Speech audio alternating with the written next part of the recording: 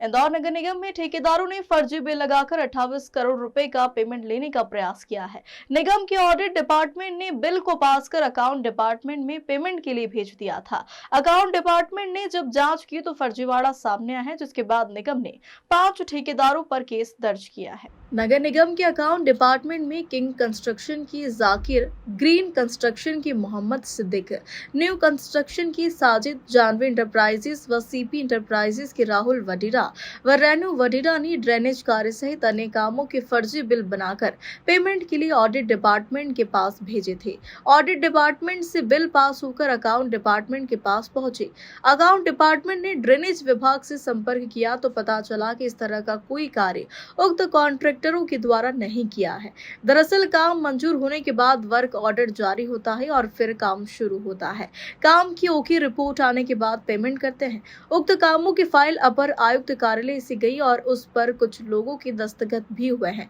हालांकि अफसर अभी कई दस्तावेजों और दस्तखत को फर्जी बता रहे हैं। फिलहाल पुलिस ने केस दर्ज कर जांच शुरू कर दी है।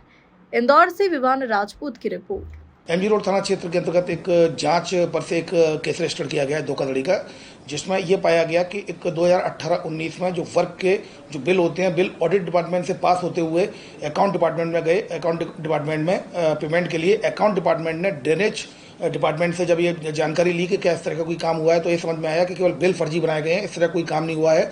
इस पर से थाना जो एमजी रोड में आईपीसी सेक्शन 40, 467, 468, 471, 474 और 120 बी के तहत केस रजिस्टर किया गया। 5 फर्म के जो प्रोप्राइटर उनके खिलाफ, जिसमें कि जाकिर, सादिक और शहजाद और राहुल बड़ेरा और एक रेनू बड़ेरा, इन 5 लोगों के खिलाफ इसमें फिलहाल केस रजिस्टर किया गया है।